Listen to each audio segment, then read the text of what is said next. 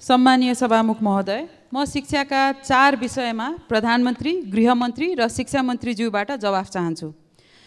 पहिलो, हिजो एउटा निजी शिक्षाका संस्थानहरूको सङ्गठनको कार्यक्रममा एक पात्रले भन्नुभयो निजी विद्यालय गुठीमा जान्छ भन्ने कुरा कसले गर्यो मलाई थाहा छैन, लगानी बढाउनुस् मुनाफा कमाउनुस् भनेर।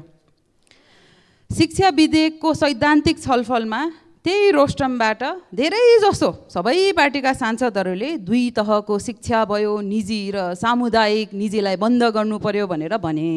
यो सदन गुन्जयमान भयो। मलाई पनि म मन्त्री हुँदाखेरि पटक पटक विभिन्न भातृ सङ्गठनहरूले भने, सोधे, सुझाव दिए निजी बन्द गरेर देखाउनुहोस्।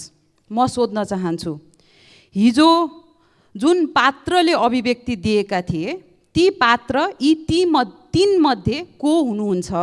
पहिलो, नेपाल सरकारका प्रधानमन्त्री हुन् कि? हो भने आफ्नै शिक्षा मन्त्रीको अनिवार्य तथा निशुल्क शिक्षा ऐन कार्यान्वयनको काममा किन बाजो हाल्दै हुनुहुन्छ?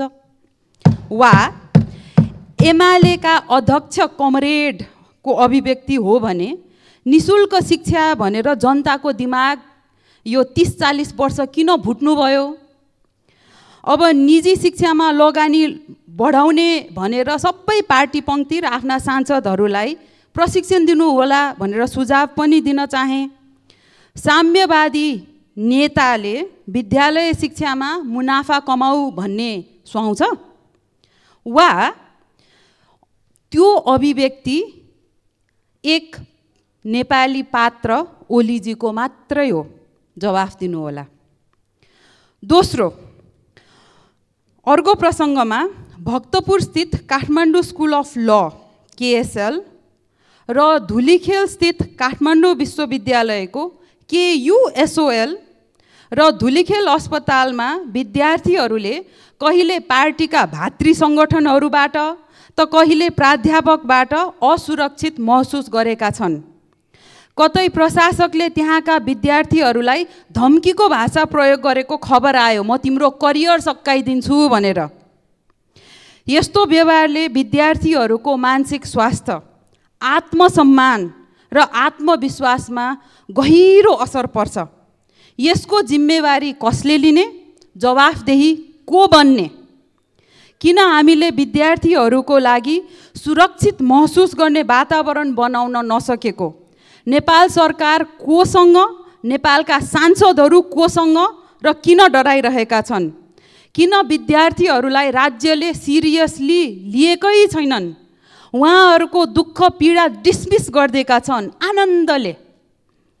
तेस्रो प्रश्न, सांसद र दलका शीर्ष नेताहरूलाई सोबियुको चुनावमा कमान्डरका रूपमा खटाउनु हुने सबै पार्टीका र नेताहरूले किन विद्यार्थीको समस्या सुन्नुहुन्न? सुदूरपश्चिममा विद्यार्थीहरू आन्दोलनरत छन्, थाहा छ कि छैन?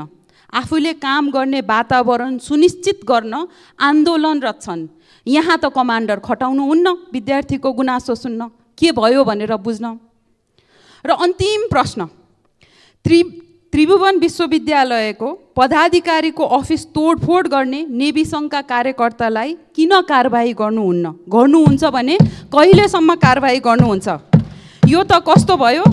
सरकारी शिक्षालयहरू तोडफोड गर्न उक्साउने आफ्नै भातृ सङ्गठन, तालाबन्दी गर्ने आफ्नै भातृ सङ्गठन, विद्यार्थीहरूलाई पार्टीको कार्यक्रममा नाराबाजी गर्न लग्ने कक्षा कोठाबाट थुतेर आफ्नै भातृ सङ्गठन, शिक्षकलाई कार्यकर्ता बन्न बाध्य बनाउने पार्टीहरू, प्रशासकहरूलाई कार्यकर्ता बनाउने पार्टीहरू, प्राध्यापकहरूलाई दलको झोला बोकाउने पार्टीहरू, झोले बन्न बाध्य पार्ने पार्टीहरू र गुणस्तर खस्काउने सरकारबाट सञ्चालित शिक्षालयहरूमा यो गर्ने पार्टीहरूले र निजीबाट चल्ने संस्थानहरूलाई चाहिँ नि लगानी बढाऊ, मुनाफा कमाऊ।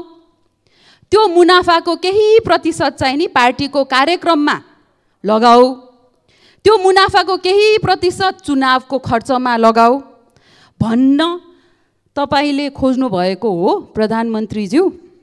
अथवा मैले यो प्रश्न संविधानले नचिन्ने तर सरकारले चिन्ने दुई दलीय सत्तारूढ संयन्त्रका पूर्व विद्यार्थी नेताहरू जो आफूले आफूलाई म स्याडो प्रधानमन्त्री हो भन्दै हिँड्छन्, उहाँहरूको ध्यान आकर्षण गराउनु पर्ने हो मैले यो प्रश्नमा, यो विचारमा।